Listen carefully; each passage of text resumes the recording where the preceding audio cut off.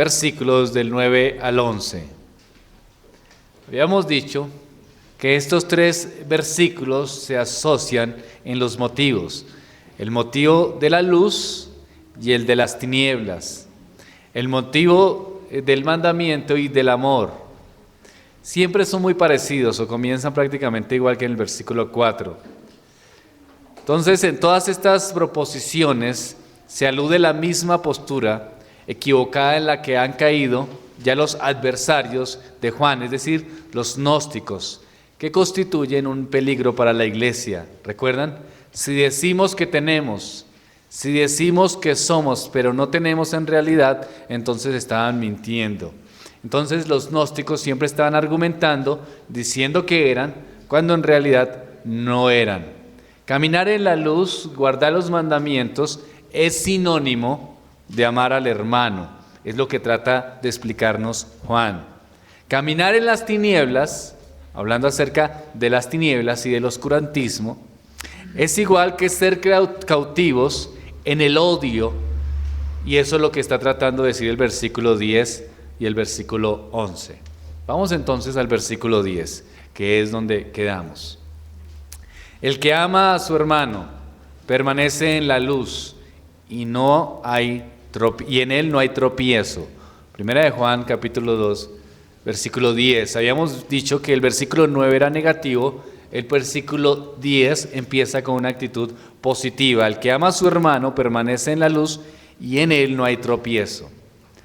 Las observaciones de Juan tienen que ver con los miembros de la iglesia.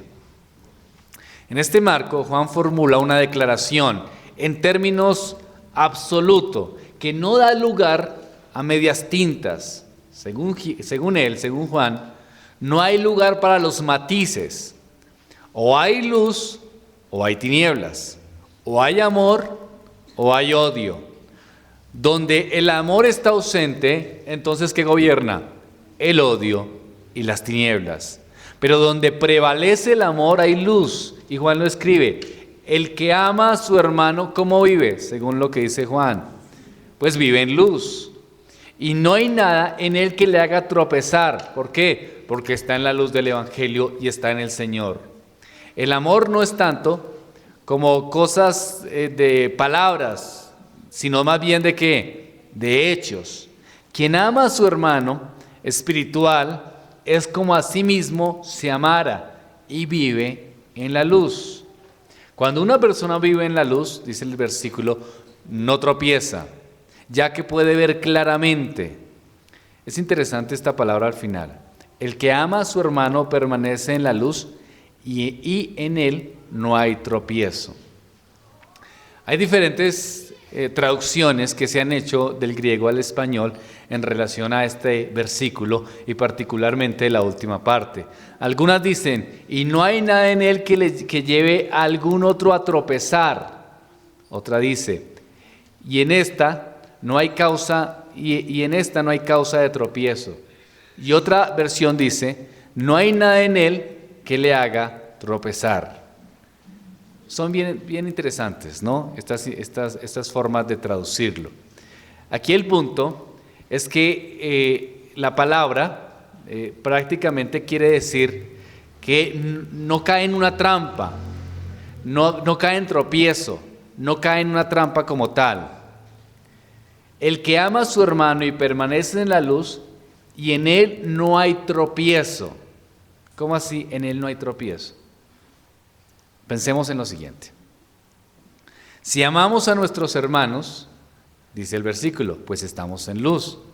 Y si estamos en luz, entonces no caeremos fácilmente en la trampa.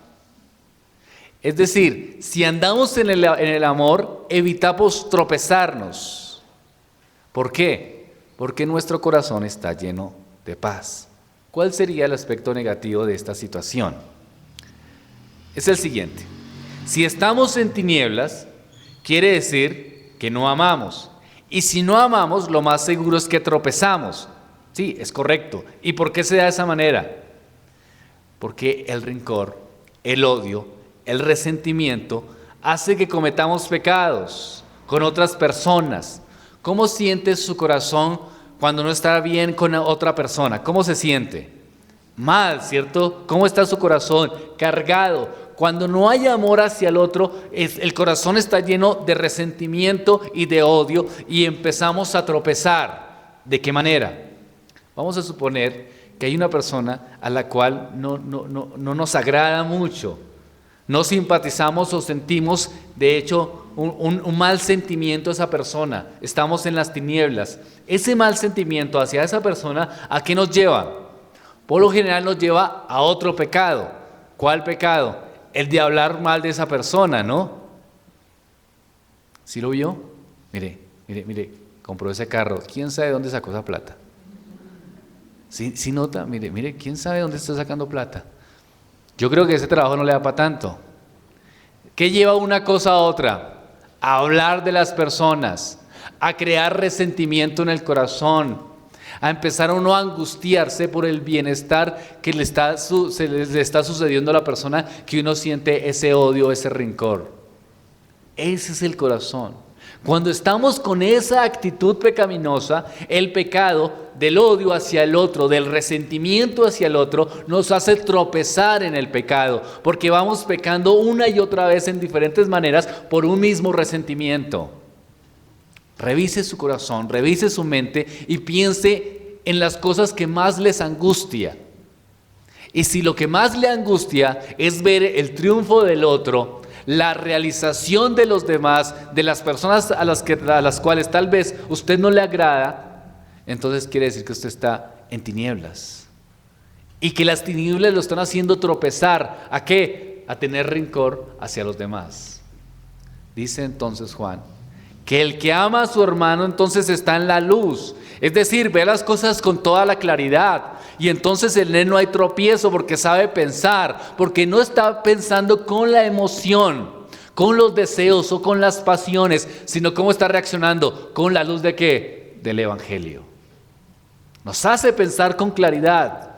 Cuando usted ve las situaciones, entonces ve la prosperidad de los otros, ve el bien que le sucede a los otros, ve las circunstancias y su mente es clara en el pensamiento y dice, no, esto es correcto. Ora por aquellas personas, les bendice, hace o piensa que Dios les puede suplir sus necesidades y se siente dichoso, contento, animado en esa bendición. ¿Está pecando ahí? No. ¿Cómo está su corazón entonces? Está tranquilo, está en paz. Pero si hay odio, ¿cómo está su corazón? Con resentimiento, pensando una y otra vez en esta situación. Por eso dice, y en él no hay tropiezo. Si está el amor de Dios en su corazón, entonces no tropezará. Si ama a su hermano con la luz del Evangelio, entonces no hay tropiezo. Pero si está en tinieblas, entonces va a ir de tropiezo en tropiezo, porque eso es lo que hacen las tinieblas, que estemos cayendo en más y en más pecados por un principio de odio. Juan está hablando de un hombre y del amor de este hacia su hermano, hacia los demás, al vecino de al lado, al que vive con usted, al que trabaja, al que está con usted todos los días.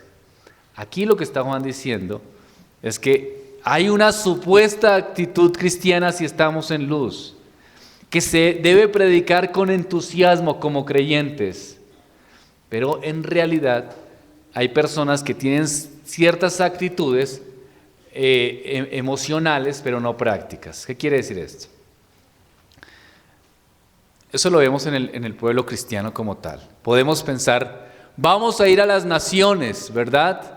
Vamos a enviar misioneros a otros países para que hablen acerca del Evangelio, para que hablen acerca de Cristo. Vamos a pensar en aquellos desvalidos, a los pobres, a los que están en situaciones difíciles. Vamos a ayudar a las personas. Entonces hay una buena intención porque el cristianismo muestra esa intencionalidad claramente. Pero muchos pueden manifestar estas intenciones, pero en su barrio no los aprecian. ¿Qué sentido tiene eso? Es lo que está diciendo Juan. Es decir, si yo digo que vamos a las naciones, que vamos a las misiones, pero en mi barrio me tienen como una persona conflictiva, problemática, las cosas están mal. Si yo digo que vamos a las naciones, que el evangelio es verdad, que toca ayudar a los necesitados, que toca ayudar a los pobres, pero mis familiares tienen un concepto de mí que soy una persona problemática, conflictivo o conflictiva, entonces creo que las cosas no están bien. Es un engaño de la persona. Se dice que está en tinieblas, pero no ama a su hermano. Se dice que está en luz, pero no habla en su hermano, entonces es que está en tinieblas. Juan lo que quiere es desacomodar a los cristianos y particularmente a estos gnósticos que se creen que son espirituales, que se creen que son santos, pero que están haciendo todo lo contrario a lo que dicen las Escrituras. Si un creyente no es capaz de vivir ni siquiera en paz con su familia, entonces lo más seguro es que ¿cómo está? En luz. ¿Por qué con su familia? Porque su familia son los próximos. O sea, ¿es difícil estar en paz con los hermanos de la iglesia? Sí y no. Un poco difícil cuando por algunas situaciones se pueden presentar, pero en la mayoría del tiempo convivimos con los hermanos de la iglesia. ¿Convivimos con los hermanos de la iglesia la mayoría del tiempo? Es decir, usted todos los días los ve a los hermanos de la iglesia, convive con ellos, come con ellos, habla con ellos todos los días. No, es regular. Entonces se pueden presentar ciertos conflictos, pero digamos que no es tan difícil. ¿Con quién es más difícil entonces? Es con los que estamos más cerca y convivimos, que es con quienes, con nuestra familia. Entonces, ¿con quién es la exigencia también? Que debemos manifestar un amor y un cariño sincero con aquellos que están cerca, con nuestra familia. Es decir, esto es una filosofía inspiradora. Estamos hablando acerca del amor y de la magnitud que esto es en relación al otro. Y si estamos en Cristo, tenemos que manifestar amor. ¿Amor a quiénes? A los que están más cerca inicialmente y en relación a todos. Juan entonces tiene toda la razón y va trazando una distinción entre la luz y la oscuridad, el amor y el odio. Lo hace sin matices intermedias. No podemos pasar por alto a nuestros hermanos. Tenemos que entonces considerarlos y amarlos como Cristo nos enseñó a amar. Vamos a ver entonces algunas consideraciones en las que podemos fallar como creyentes en el amor hacia nuestros hermanos. Primera consideración: podemos considerar a nuestro hermano de una manera indiferente, como una manera indiferente. Es decir, podemos hacer todos nuestros planes sin incluirle, de ninguna manera en nuestros cálculos. Podemos vivir con la suposición de que sus necesidades y su dolor y su bienestar y su salvación no tienen nada que ver con nosotros. Así podemos vivir. Y es una forma de estar en tinieblas. Pero ¿cómo se desarrollaría eso en la iglesia? Queridos hermanos, ¿puedo yo no resentirme con un hermano en particular sobre alguna cuestión? ¿Puedo no tener un odio manifiesto y decir yo a esta persona abiertamente la odio? Pero sí puedo ser indiferente al dolor de esa persona. Es decir, ¿cuántas personas están atravesando circunstancias difíciles y nosotros no nos interesa? ¿Cuántos matrimonios pueden estar atravesando circunstancias difíciles? ¿Cuántos muchachos no quieren regresar con sus padres a la congregación del Señor y escuchar la palabra del Evangelio? ¿Y cómo reaccionamos ante esta situación? Con indiferencia, ¿verdad? Con indiferencia. Cuando hay indiferencia, queridos hermanos, es una forma de aborrecimiento. No nos importa a veces ni siquiera la salvación de aquellas personas que están llegando. De hecho, queridos hermanos, a veces es triste ver que hay personas que se incomodan o critican a la situación de otras personas que están apenas conociendo el Evangelio de Cristo.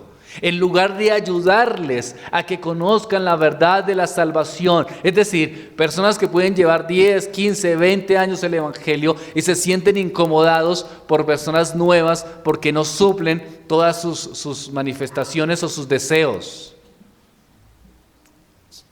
Son indiferentes.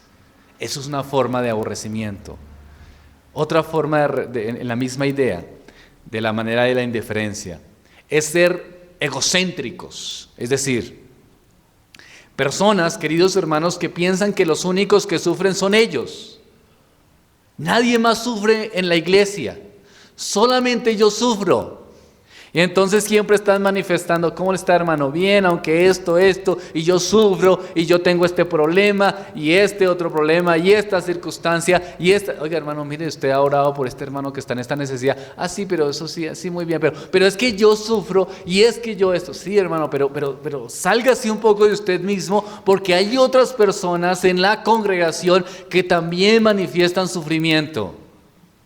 Hay personas que creen que nadie más sufre sino ellos. De hecho, creen que su dolor es tan grande que no se compara con el de ningún otro.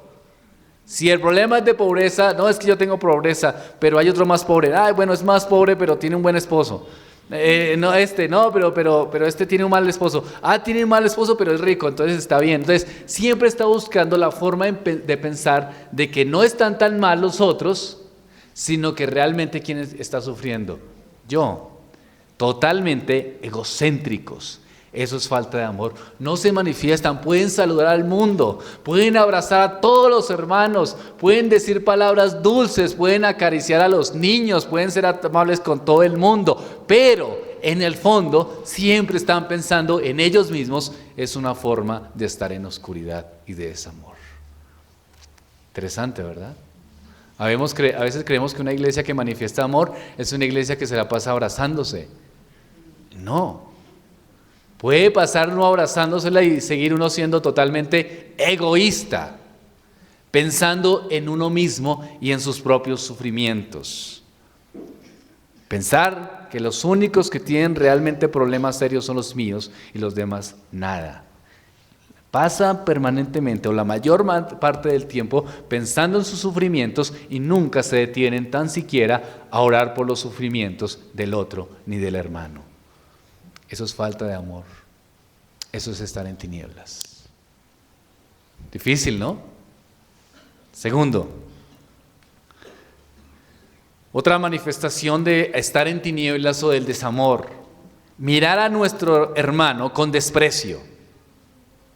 Es decir, podemos tratar a nuestro hermano como un necio en comparación con nuestros propios logros. Vamos a hablarlo en el ámbito espiritual, intelectual. Podemos tener títulos, podemos tener conocimiento y podemos escuchar a alguien que no tiene esos títulos ni esos conocimientos y podemos ver que su opinión no nos sirve, no nos funciona. Podemos tratarlo con desprecio porque no creemos que tenga los títulos, la academia o el conocimiento suficiente. Eso es despreciar y eso es estar en tinieblas. Considerarlo como si fuera inferior también por su situación económica y despreciarlo porque no tiene riquezas, porque no tiene que aportarlo. Las personas que solamente se unen con las personas que le puedan ayudar económicamente. Eso puede pasar y eso es falta de amor. ¿Con quién me puedo reunir o cuáles son mis amigos? Aquellos que me pueden satisfacer o con los que puedo hacer buen trato porque tienen buena condición económica o porque son de mi mismo nivel económico o de mi mismo nivel intelectual. ¿Estoy despreciando a los otros? Estoy despreciando. Y eso es falta de amor.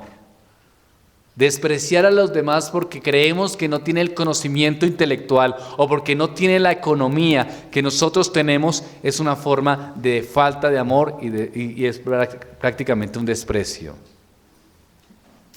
Ahora bien, puede considerarse como en la época del primer siglo, como los griegos consideraban a los esclavos. ¿Cómo consideraban los griegos a los esclavos? Como una casta inferior. ¿Pero qué? Necesaria. Es decir, podemos nosotros no odiarlos ni decir yo odio a estos hermanos, sino considerarlos inferiores, pero necesarios. Es decir, tampoco para echarlos de la iglesia. No, tienen que venir para que hagan bulto, para que las sillas se vean, o para que colaboren limpiando las sillas o alguna cosa, ponerlos a hacer. Es decir, no quiere decir que yo cojo y digo estos hermanos no sirven, ojalá se fueran y tengo una manifestación de odio hacia ellos. No, el desprecio es algo muy sutil. Pienso, este hermano o esta hermana no tiene conocimiento, este hermano no tiene mi mismo nivel económico, pero es necesario que esté en la iglesia, que ocupe sillas o que colabore en alguna situación en el futuro cuando se necesite. Eso es una forma de despreciar al hermano y de andar en tinieblas. Nuestras relaciones tienen que ser con todos los hermanos de la congregación. Claro, no de igual manera, con algunos tendremos más identificación, culturales o manifestaciones de amistad, o obviamente hermanos pueden relacionarse más por edades. Eso es absolutamente lógico, pero que no sea la prioridad la condición intelectual o la condición económica, despreciando a aquellos que no la tienen. Siguiente, también podemos considerar a nuestros hermanos, una forma de desamor es considerarlos como un fastidio. Es decir, nosotros tenemos ciertos derechos sobre nosotros. Y al tenerlos, pues nos consideramos que Dios providencialmente nos ha dado buenas circunstancias. Pero a veces puede volverse fastidioso tener que ser contribuyentes a las necesidades de caridad o de ayudar a otros. Entonces de esa manera podemos ver a nuestro hermano un fastidio. Es decir, hermanos, vamos a hacer una colaboración para el hermano tal. Otra vez, pero ese hermano cuántas veces con el mismo cuento y otra vez, pues que trabaje. Se vuelve un fastidio, una carga. Hermanos, vamos a hacer una colaboración para ayudar a tal situación de esta. Otra vez. Vamos a ayudar si ayudamos a estos hermanos o en esta circunstancia, o vamos a enviar a alguien a que estudie, o vamos a ayudar de esta forma, lo que sea. Cuando se vuelve los otros hermanos un fastidio, es una forma de desamor, es una forma de estar en oscuridad. Cuando sentimos carga por las situaciones que se están pidiendo. Claro, tenemos que ayudar con inteligencia. No todo el que nos pide plata le damos. Claro que sí, y eso pues yo lo tengo muy claro. Pero eso es una cosa, y otra cosa es cuando uno ya se empieza a fastidiar por las situaciones que se presentan o por los hermanos incómodos. Ahora, no solamente por la situación económica del hermano, también podemos ser fastidiados por las formas de ser de los hermanos. Eso es una forma de desamor, queridos hermanos. Miren, todos somos particulares y las formas de ser nuestras son particulares. No es bueno ni santo que nos sintamos o experimentemos fastidio por los hermanos. Puede que no tengamos la mejor relación, porque como les dije desde el principio, ¿quiere decir el amor que todos nos vamos a tratar a todos de la misma forma y vamos a tener los mismos amigos? No, eso no quiere decir. Pero quiere decir entonces que a todos les brindemos cariño y amor y las puertas estén abiertas de nuestro corazón como miembros de la iglesia. Sí, eso sí quiere decir. Es decir, si hay hermanos que tienen formas de ser incómodas, ¿qué tenemos que hacer? Pacientes, tolerantes, brindando cariño. También es amor decirles, oye, estás como pasado, ¿no? No seas tan pesado en esos chistes, tranquilo, calmado. También es una manifestación de amor de decirles las circunstancias cuando se están pasando. También es manifestación de amor. Pero no quiere decir que los vamos despreciando, descalificando o sacando de una vez porque son o porque tienen ciertas actitudes. Queridos hermanos, la iglesia del Señor es así. Vienen, como decíamos, los de la cueva de Adulán, ¿verdad?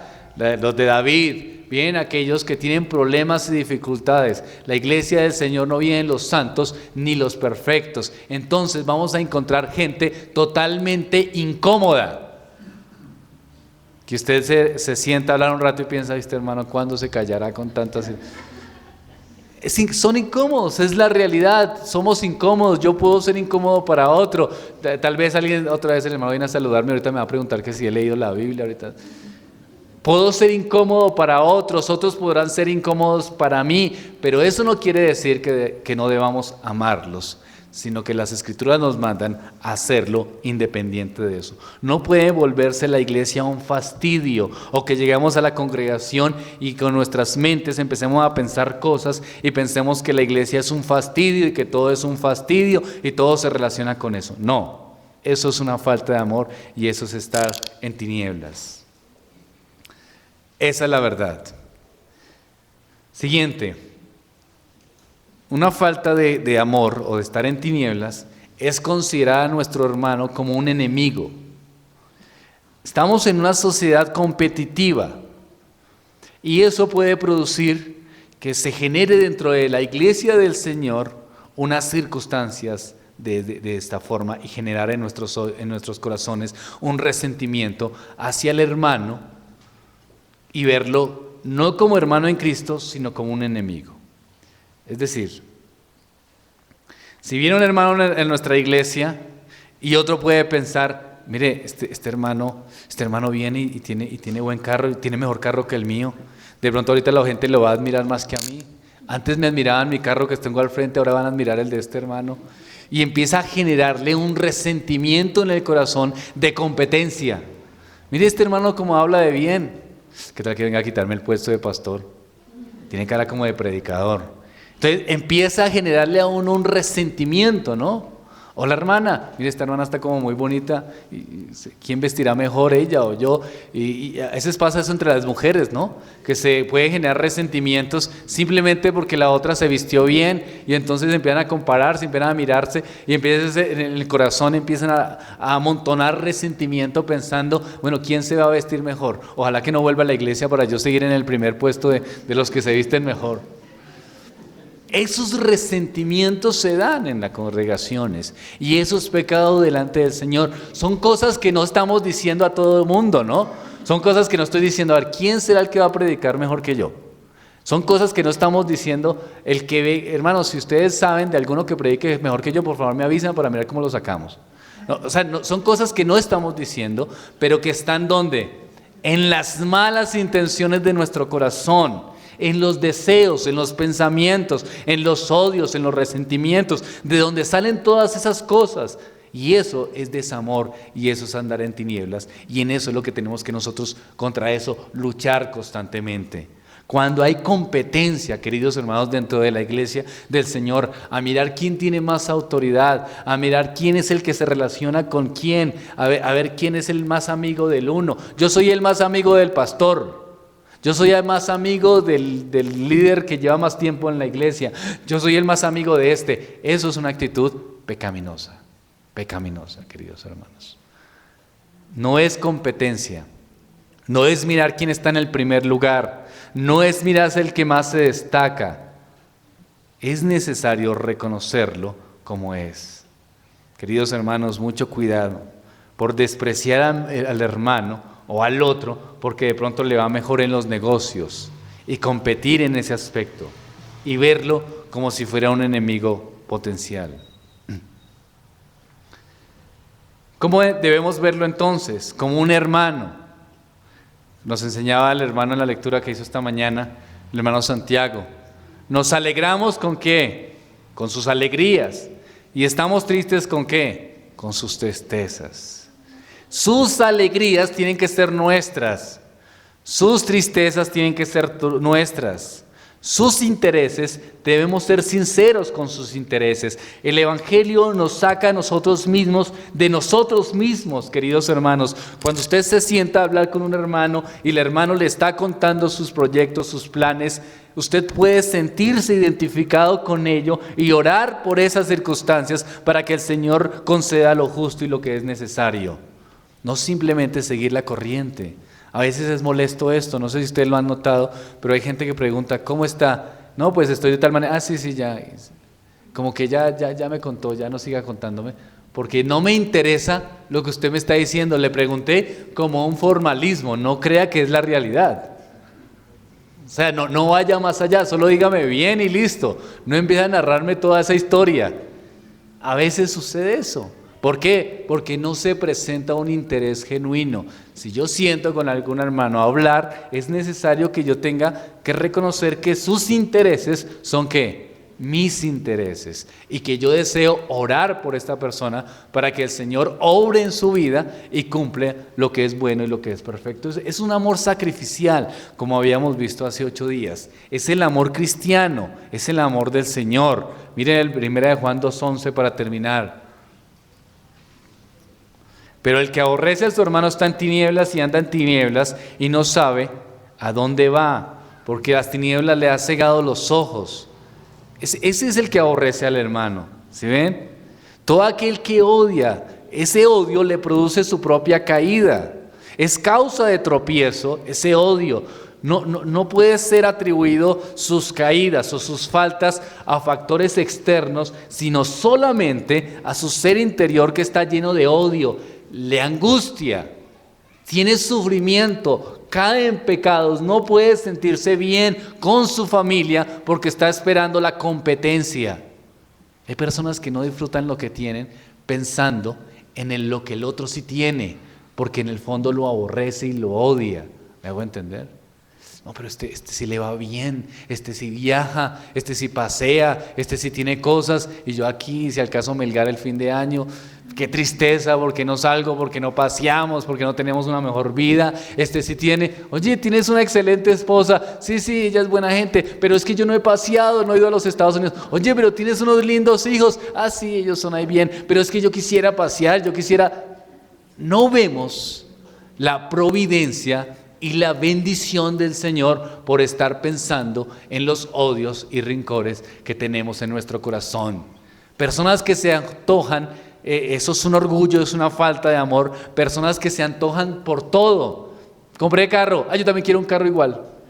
Voy a pasear, yo también quiero pasear. ¿Dónde va a ir usted? No, voy a ir a tal lado. Listo, yo también voy a ir allá. ¿Y usted qué va a hacer? Yo también. Todo su cosmovisión de vida es tratando de imitar lo que los otros hacen y lo que los otros compran. Lo que hay es una amargura en su corazón, es un odio, un aborrecimiento hacia los demás y es un profundo egoísmo. Cuando saben que otra persona le fue mal, que estaba yéndole bien, pero de pronto vino una situación y le fue mal, entonces dicen, ay, qué tristeza, pero por el fondo, como que descansa. Bueno, sí, es que también merecían eso, ¿no? Eso produce la propia caída del creyente. Debemos pedir perdón a Dios por eso. Yo también lucho con esos sentimientos y con esas sensaciones. Yo también lucho como creyente, soy también un miembro más de la iglesia y también lucho con esos sentimientos y tengo que dar batalla a ellos y tengo que buscar no ponerme en tentación con estas dificultades que tengo y con esas luchas. Y debo buscar amar al hermano y orar por él. Cuando tengo tentación de juzgar o tengo tentación de desear lo que otros poseen, oro al Señor y doy gracias recordando la salvación que Él me dio. Dios me salvó de la condenación. Eso es lo más maravilloso que podemos tener, ¿no? Conclusión. Las consideraciones finales son directas. Cualquiera que odia a su hermano está como en tinieblas. ¿Por qué? Porque se ha separado. ¿De qué? Pues de la luz del Evangelio. En segundo lugar, está relativamente seguro si se queda donde está, es decir, en esa condición. Pero al caminar en las tinieblas, finalmente va a tropezar. Juan capítulo 12, versículo 35. Juan 12:35. Juan 12:35. Juan 12:35. Entonces Jesús les dijo, aún por un poco está la luz entre vosotros. Andad entre tanto que estéis en luz. ¿Para qué? Para que no os sorprendan las tinieblas. Porque al que anda en tinieblas, ¿qué? El que tiene resentimiento en su corazón no sabe ni para dónde coger. Quiere esto, como decía Spurgeon, desea, anhela, pero son como sus anhelos y sus emociones son como un fantasma que intenta cogerlo acá y no coge, después vuelve y lo intenta coger acá y no puede. Entonces el que está en ese odio, en el resentimiento, en que su corazón no tiene contentamiento, siempre está deseando, pero nunca ¿qué? Nunca alcanza nada.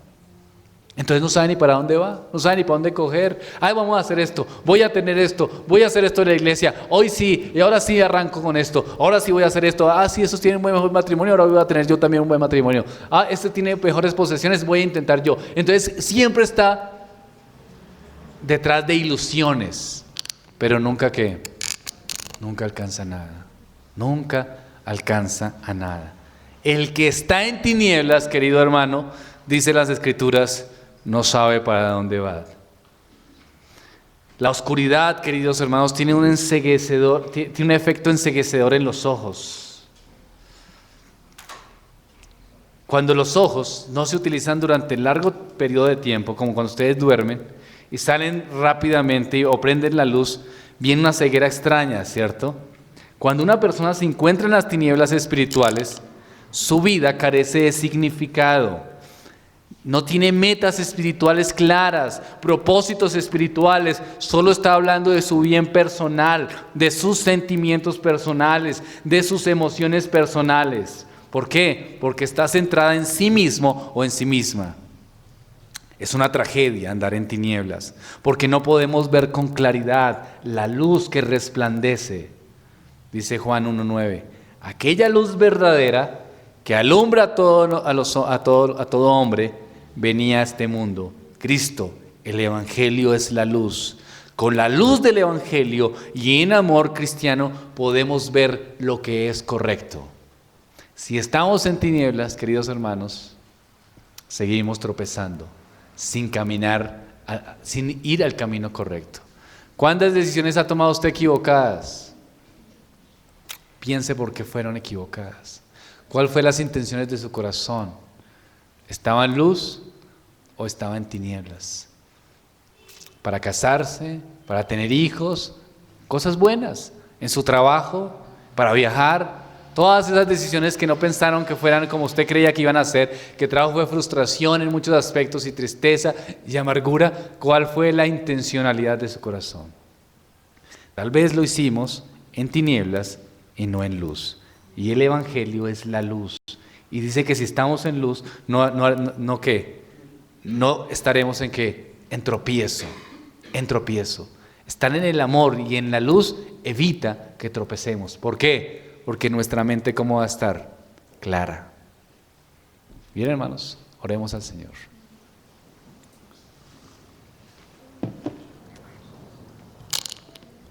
Padre de los cielos, te doy gracias por este tiempo, Señor, en que tu misericordia, oh Dios, ha sido bondadosa para con nosotros.